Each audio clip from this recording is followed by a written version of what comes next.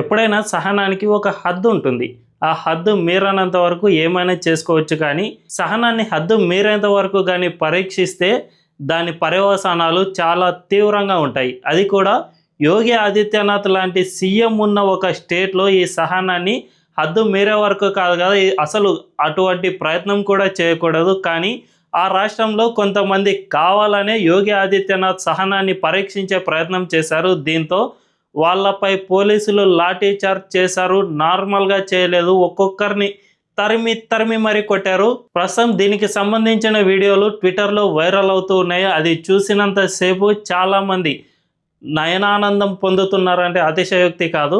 మరి యూపీలో అసలు ఏం జరిగింది, ఈ లాఠీ చార్జ్కు కారణం ఏంటి, యోగి ఆదిత్యనాథ్ సహనాన్ని ఎవరు పరీక్షించారు అనే విషయాలను ఈ వీడియోలో తెలుసుకుందాం. అంతకంటే ముందు ఈ ఛానల్ను రీసెంట్గానే స్టార్ట్ చేసాం. మాకు మీ సపోర్ట్ ఖచ్చితంగా కావాలి. ఈ ఛానల్ను వెంటనే సబ్స్క్రైబ్ చేసుకోండి అండ్ బెల్ ఐకాన్ క్లిక్ చేయడం అస్సలు మర్చిపోద్దు. ఇక డీటెయిల్స్లోకి వెళ్తే, రీసెంట్గా సోషల్ మీడియాలో కొంతమంది యువకులు కావాలనే ఐ లవ్ మహమ్మద్ అనే ఒక బ్యానర్ను వైరల్ చేస్తూ ఉన్నారు. ఇది రెచ్చగొట్టడంలో భాగంగానే ఈ విధంగా కొంతమంది చేస్తూ ఉన్నారు. జనరల్గా ఈ బ్యానర్ అనేది సెప్టెంబర్ 4వ తేదీన వెలుగులోకి వచ్చింది. యూపీలో కొన్ని ప్రాంతాల్లో ఐ లవ్ మహమ్మద్ అనే ఈ బ్యానర్ను ఏర్పాటు చేశారు. అయితే దీనిపై హిందూ సంఘాలు వ్యతిరేకత వ్యక్తం చేశాయి. ఇది ప్రొవోకేటివ్ స్లోగన్గా ఉంది, దీన్ని తీసేయాలని కోరాయి. దీంతో పోలీసులు వాటిని తీసేయడానికి ప్రయత్నించగా చాలామంది అందుకు అడ్డు చెప్పారు. అయితే ఇక్కడి వరకు బాగానే ఉంది. సెప్టెంబర్ 4వ తేదీ అడ్డు చెప్పినా కూడా కొన్నింటిని తీసివేశారు, కొన్నింటిని అలాగే ఉంచడం ఇలాంటివి చేశారు. అయితే ఇది మెల్లిమెల్లిగా సహనాన్ని పరీక్షించి హద్దు మీరేంత వరకు చేరుకుంది.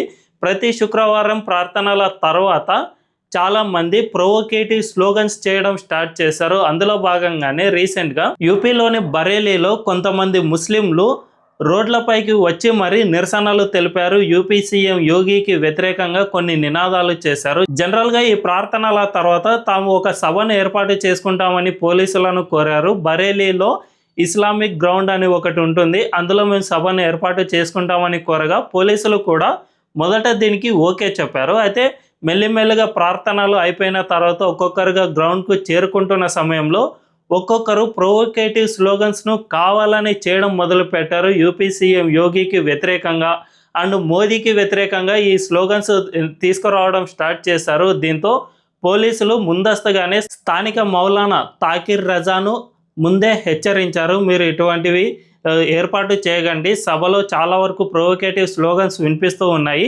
ఇది హింసకు దారితీసే అవకాశం ఉంది, కాబట్టి ఈ రోజు కాకుండా మరుసటి రోజు లేదంటే మరో శుక్రవారము మీరు ఈ సభను ఏర్పాటు చేసుకోమని పోలీసులు కోరారు. కానీ వాళ్ళు ఎందుకు అస్సలు వినలేదు, మేము ఖచ్చితంగా ఏర్పాటు చేసుకుని తీరుతామని సభను స్టార్ట్ చేశారు. దీంతో అప్పటి నుంచి స్థానికులు ప్రొవోకేటివ్ స్లోగన్స్తో ఆపలేదు, ఏకంగా పోలీసులపై రాళ్ల దాడికి దిగారు. ఆ తర్వాత కాల్పులకు కూడా తెగబడ్డారు.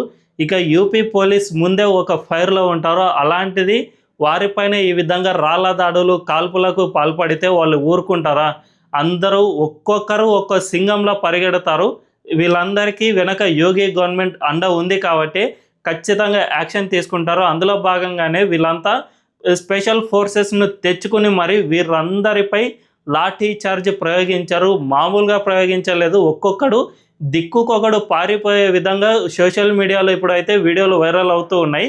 యూట్యూబ్లో దానికి సంబంధించి కంటెంట్ను పెడితే కాపీరైట్ ఇష్యూస్ వస్తాయి కాబట్టి వాటిని పెట్టడం లేదు. కానీ ఒక్కసారి మీరు ట్విట్టర్కు వెళ్ళి పరిశీలిస్తే ఎంతగా యాక్షన్ తీసుకున్నారో మనందరికీ అర్థం అవుతుంది. అయితే ఈ ఐ లవ్ మహమ్మద్ అనే పోస్టర్ను జనరల్గా ఫస్ట్ యోగి ఆదిత్యనాథ్ దాన్ని యాక్సెప్ట్ చేశాడు. దాన్ని జనరల్గా పెట్టుకుంటారు కదా ఎవరైనా, కానీ అలా పెట్టుకునేంత వరకు బాగానే ఉంది. కానీ ఆ పోస్టర్ కేంద్రంగా వీళ్ళు ప్రొవోకేటివ్ స్లోగన్స్ను తీసుకురావడం, పోలీసులపై దాడికి పాల్పడడం ఇలాంటివి చేయడం వల్లనే ఈ సమస్య మరింత జటిలమైంది.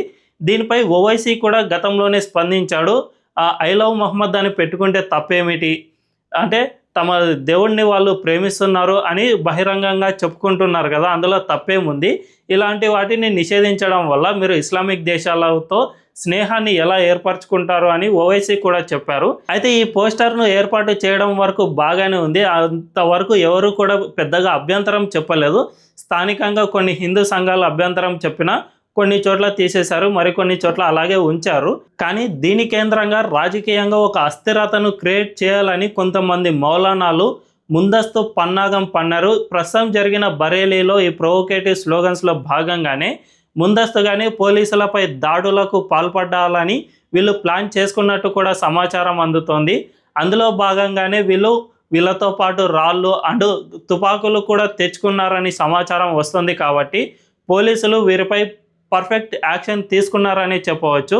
నిజానికి ఈ విషయంలో యోగిది తప్పేమీ లేదు. ఆయన ఫస్ట్లో నార్మల్గానే శాంతంగానే ఉన్నారు, ఆయన సహనంతోనే ఉన్నారు. కానీ ఆయన సహనాన్ని పరీక్షించి హద్దు మీరే వరకు వీళ్ళు పరీక్షించేందుకు ప్రయత్నం చేశారు. దీనివల్లనే ఆయన వీరిపై యాక్షన్ తీసుకోవాల్సి వచ్చింది. మరి ఈ విషయంపై మీ అభిప్రాయం ఏంటి?